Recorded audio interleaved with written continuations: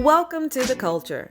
We rest at the pulse of the community, providing all things news, music, fashion, events, and everything that we talk about in between. It's a lifestyle. We are The Culture. Hello and welcome to The Culture. Joining me today, I have DeRetta Rhodes, who's the Vice President for the Atlanta Braves. Thank you so much for joining us today. Absolutely. I'm glad to be here. I want to talk about your organization and in the midst of this COVID-19 and the country's under a pandemic, right now the Braves would have actually been in season. Our actual opening day was scheduled for April 3rd.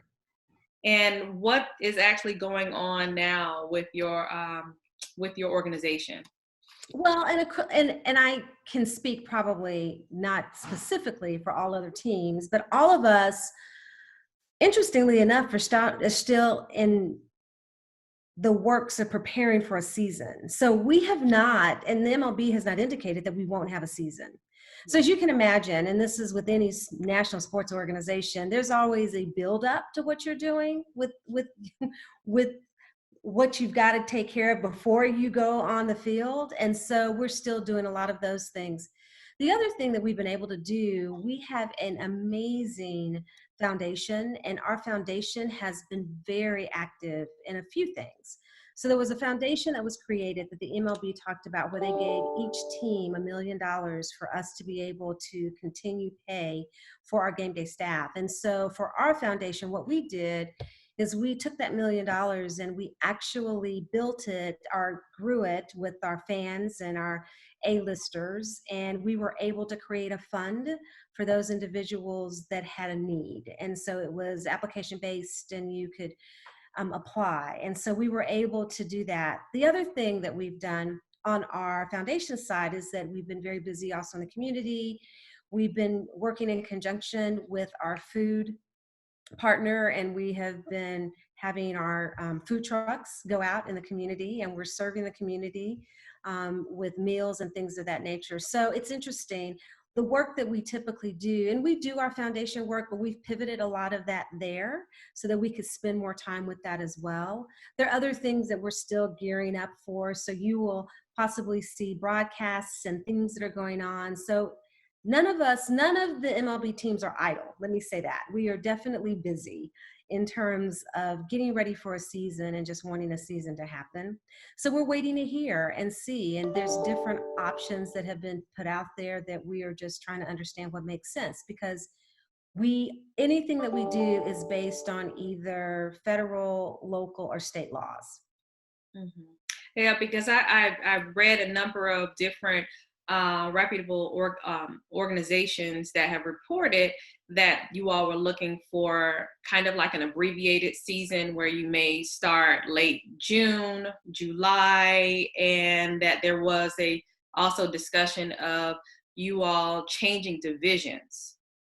Well, not necessarily changing divisions. What they would end up doing is that they would be splitting where teams could be able to go to play so that they don't have the same distance to play. So it won't be a division change. It'd be more of a location proximity change more so than anything else. Okay. And then I did want to go back because something that you said in the beginning is quite huge. Your employees have been receiving their salaries since we have stopped, or the country has been in this quarantine, and you will continue to pay them through May 31st. Mm-hmm. That was huge. Yeah, that was an announcement, interestingly enough. And so it's interesting. What we had sent out as an internal communication to all of our staff got on ESPN. So that happens. And so it just indicated that we were paying through May 31st so that we could at least support our staff through that time. And then we're just looking in to see what other considerations we're going to have to think about and make as we move forward. I think that is to be applauded. There are a number of different major companies who are doing layoffs or furloughs. And to know that the Atlanta Braves is not one of them is something that is commendable.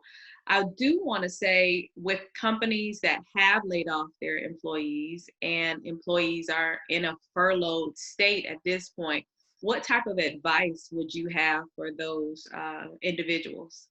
So, and I will say to you, in this interesting, just economic time, I know organizations are doing their best to just. I have colleagues that I'm talking to. They're doing their best to understand what's the best way that they can support not only their staff but also remain solvent in a time of this.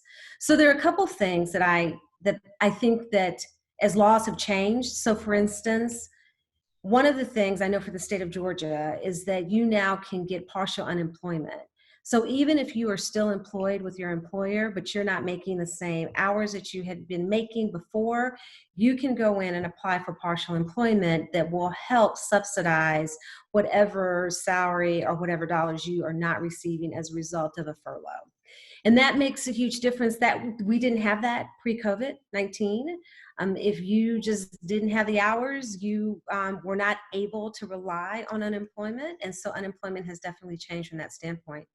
A lot of organizations, and this is based by organization, although you may be furloughed, a lot of organizations are still supporting you from a benefit standpoint. So you have organizations that are still ensuring that they are providing benefits while individuals are furloughed. So that way, that's one thing they don't have to worry about, because health insurance and just health benefits are such a critical thing, specifically during a time like this. Mhm. And then, are you thinking that those employees, and not so much from a corporation standpoint, but just the individuals, are there some other things that they could be working towards to benefit themselves post COVID-19? So they have applied for to receive unemployment compensation or insurance. Are there any other things that you think that they should consider during this time? I think there's so many different training and classes that people can take now that are online, that are free, believe it or not. And I talked about this last night with another group around the fact that you still need to think about your brand and think about how you pivot your brand. And this is an opportunity for you to learn a new strategy, a new skill, and that there are ways in which to do it, that I strongly recommend that. I also strongly recommend that if you're not on LinkedIn, get on LinkedIn, get tied and network to people that you may not have been networked with before, because we will have a post-COVID. We will. And I think that this is a great opportunity to still truly think about your brand and what are the things that you want to possibly reinvent yourself for. If there's things that you wanted to do, write a play, do art, whatever the case may be, I would highly recommend doing those type of things, because when we get to the other side of this, what I'm hoping that people are having an opportunity to think about and to do is to reflect and to be very intentional about a lot of the things that they may not have done before that they want to do now. And take that time to do it, because we have that time. And I oftentimes realize that the stressors of having to worry about, do I have a job? Is it okay? Me being worried about where I'm going to get my next paycheck, even for some people, my next meal. Right. And I think if we can truly begin to use our energy in other areas and capitalize on those different services that are out there that are not free for us, I would recommend that. Excellent advice. I want to close with finding out, what else are you doing? Is there anything else you want to share with us that you are working on? That is such that's the question. So it's so funny. I have been working on a book for I don't know how long, and it actually comes out of both my dissertation and my TED Talk. And so I really am trying to take the time now to really focus on getting that published and getting that out there. And it is about women in leadership that I strongly believe in. And so I am working on that. So let's hope on the other side of this, I am done with that and be able to tell you that I will have you come to a book signing. Oh, wonderful. And we'll bring you back on the show and alert all of our viewers about your book and how they can purchase it. Absolutely. Thank you. Thank you so much for joining us. This has been another edition of The Culture. The Culture is produced and owned by Hip Rock Star Media and cannot be reproduced or broadcast without written consent by Jessica Garrett Motkins. All rights reserved 2020.